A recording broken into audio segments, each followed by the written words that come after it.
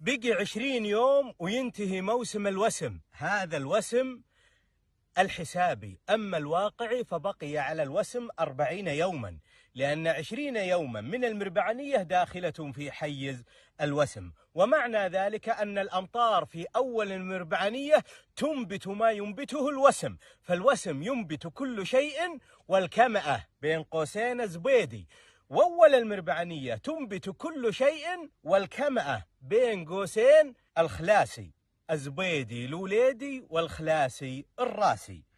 والسنة تسمى سنة ربيعية عامة إذا أمطرت السماء ب6 أمطار سيلية خلال 120 يوم بين قوسين 3 شهور، بموسم الوسم وبموسم المربعانية وبموسم الشبط. أما إذا أمطرت السماء بأقل من 3 أمطار سيلية خلال هذه المواسم فإن هذه الأمطار لا تنبت إلا الفياض.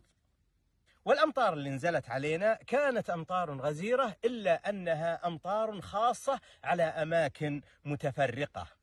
يقول أبو تمام عن هذه الأجواء ذات الرطوبة الغزيرة التي تكاد أن تمطر بعد الأمطار التي حصلت قبل أيام: مطر يذوب الصحو وبعده صحو يكاد من الغضارة يمطر، غيثان فالأنواء غيث ظاهر لك وجهه والصحو غيث مضمر.